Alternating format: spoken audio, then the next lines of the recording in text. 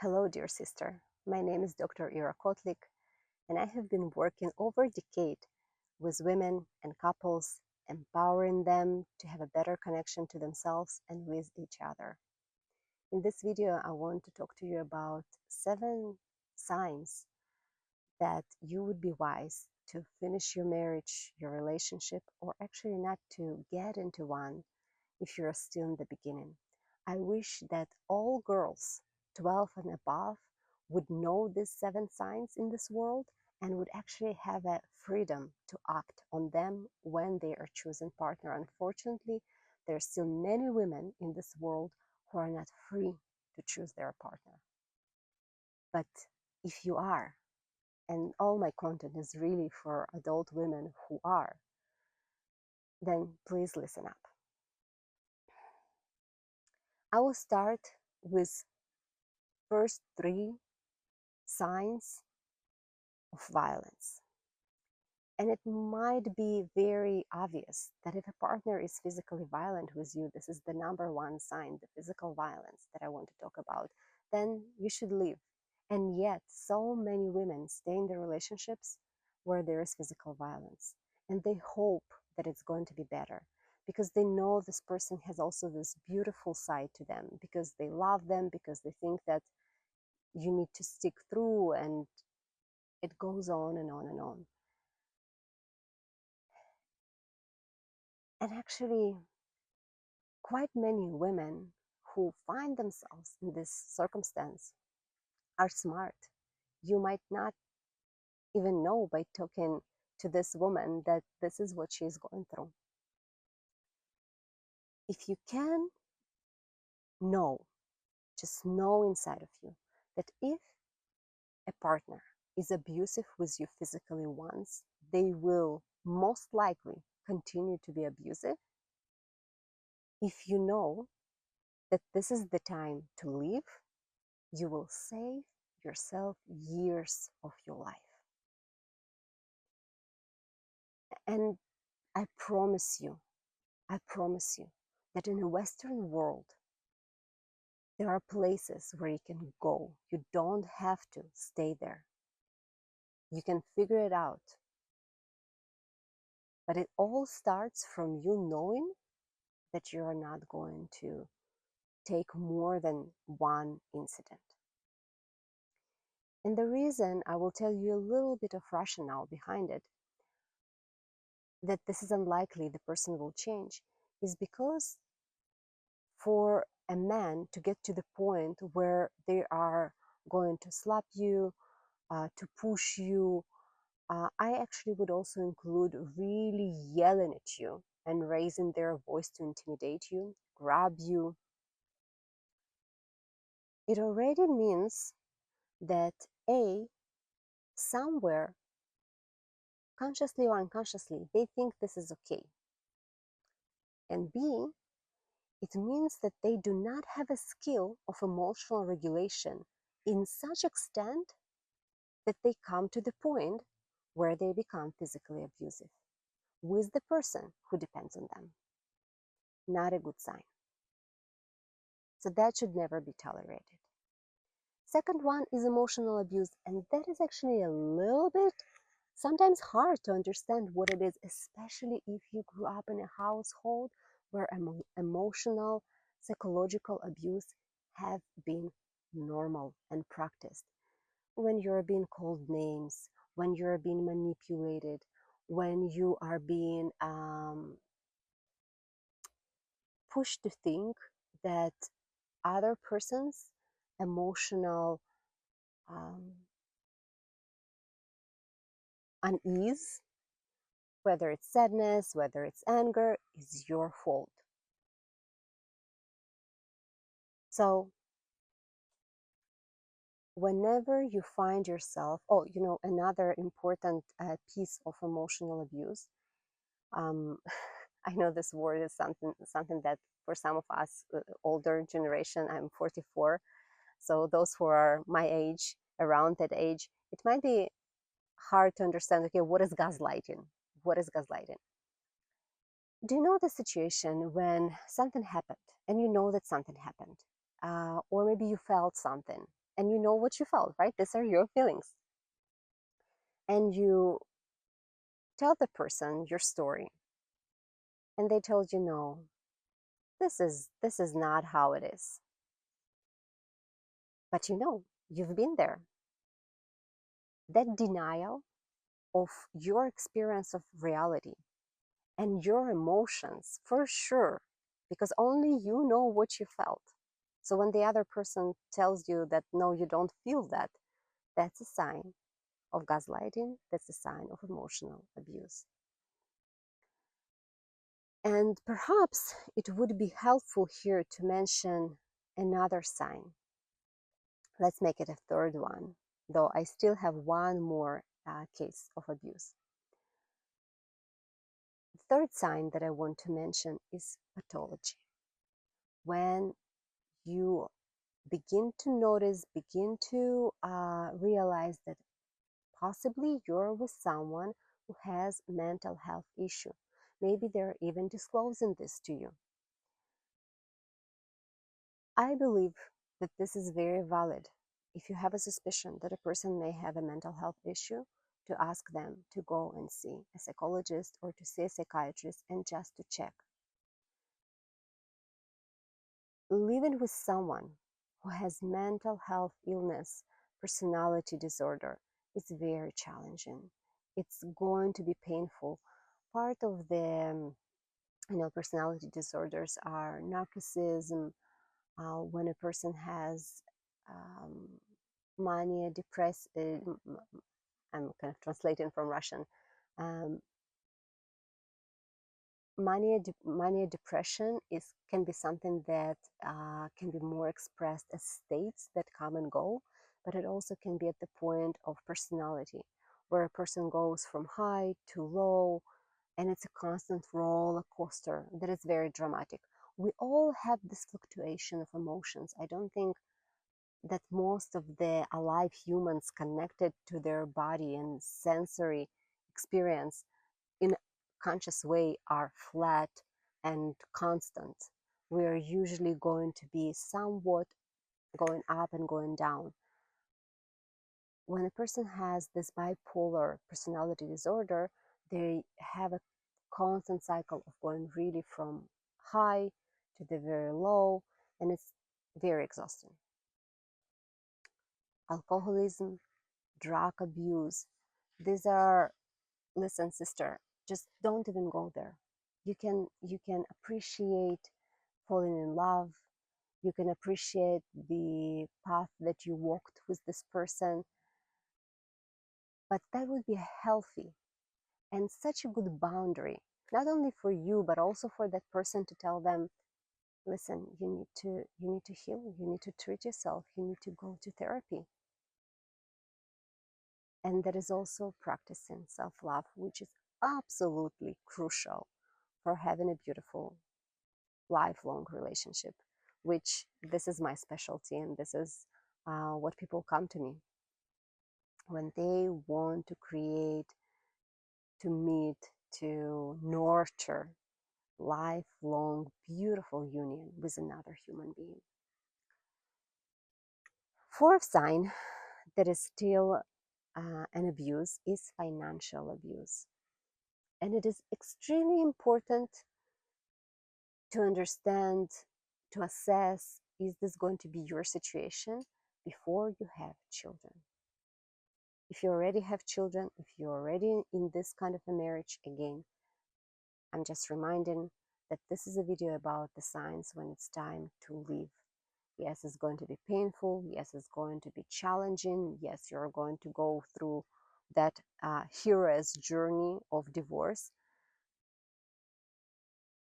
But the point of me building this list and sharing this with you today is to really avoid that situation when I see women coming to me after being in painful relationship for 20 years, 25 years. It's just, it's so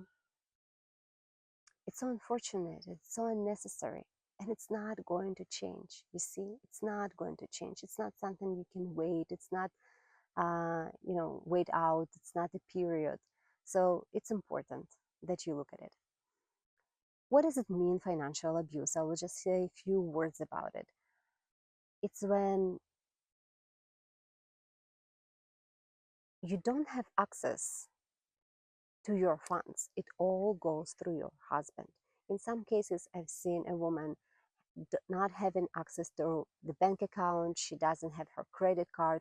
It all goes through her husband and what he gives her. And then she's limited. If he is frustrated, if he's upset with her, he's withdrawing funds. And you can see how problematic that is, especially when you have a child. So it's important, if you're still at that place where you don't have children, to understand, is your partner seeing the funds that you're generating and then he's going to be possibly generating once you have children as something that is split 50-50 between the two of you? Because you see, actually many women who study psychology, who understand how crucial the first years of the child's development are choosing to stay at home. And when we stay at home, we lose our financial capability.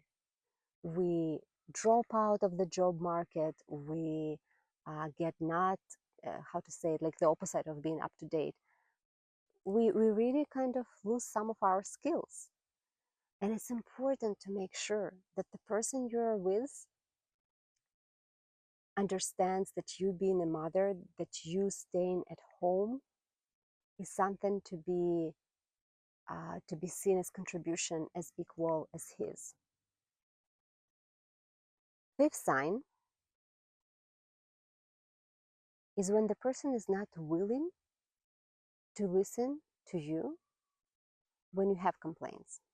And listen, I get it. No one wants to hear complaints. No one wants to hear that they are doing something that their partner doesn't like. No one enjoys that. There is a way to do it, and I'm going to be recording many more videos and talking about these things, how to approach your partner, how to talk about, things that you don't like in the relationship. But it's very important that your partner is willing to listen. And if you see that they are not willing to listen, that they basically don't care if you enjoy your sex, if you enjoy the communication, if you enjoy the way they are touching you, if you enjoy the way they are talking to you, it's a sign that this relationship is going nowhere. It's impossible to be happy. It's impossible to grow together if the two of you are not willing to listen to each other. Then, the sixth sign that it's time to end the marriage is a sense of, how to say it, obviously when you have a disgust, when you think about this person's body and having sex with them, I would say unless two of you are not excited about sex, there is a portion of people who are not excited about sex. So if that's your case, that is irrelevant. But for majority of us, we want to live in the relationship where we feel excited. And I will tell you this. I believe that in a true love union that so many of us deep down want, we are excited about each other sexually. It's not just I can tolerate, it's not just I'm going to go down on her and him because they want it, they like it. It's because you're excited. It's a pleasure to give a blowjob to a man that you love. It's an enormous pleasure because you're feeling his pleasure through your entire body. And I'm actually going to do a separate video on that. So if you're curious about it, I can see the bird above me is also excited. Suddenly she's beginning to make noises. I suggest that you follow this YouTube channel, there is this little bell that you can press to be notified when the new video is coming out. I'm really going to do my best to post at least once a week on Fridays. That's the goal. Please wish me luck. It's really not that easy to create this content on a regular basis, but I'm working on myself to be able to do that. And then I'll be able to share with you video about the pleasure and the deeper meaning of uh, going down on each other. So just to clarify, I included the the lack of interest, the lack of sexual interest in your partner as a sign to dissolve the marriage, because this is something else that I've seen. I would say if this is the only thing that is problematic in your marriage, then definitely look for therapy. Definitely try, and I really love working with couples, helping them get into their sexual body, understand, what are the conditions that they need. Sometimes there are some nuances that we don't pick up unless we are guided, and we are not kind of pressing these buttons, so to speak, that excite the partner, excite us. The partner doesn't know. So if the partner is willing to learn and this is the only piece, I would say yes, of course. But if this is at the point, this is what I want to highlight, why I included it in this list, because I see so many women who live essentially with a person they don't love at that sexual level. And if there is no chemistry, if you see that this is someone who your body rejects, you really don't like this person sexually, that's not something that can be engineered or coded or programmed. It's not like there are certain points in your body that he is going to press and magically you're going to be excited about him. The nuance is the quality of the emotional connection, because many of us women, we are very, very much wired in such a way that our emotional sense of intimacy and safety in the relationship is connected with our sexual excitement.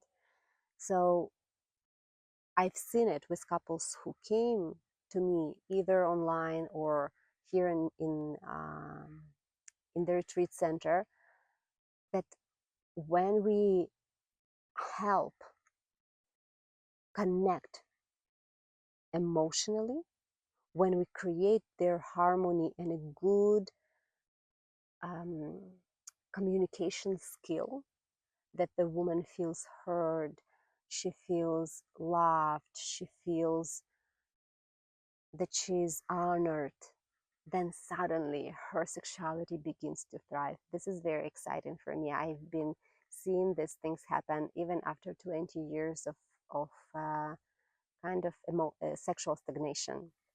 The last sign is the core differences in the values between two partners.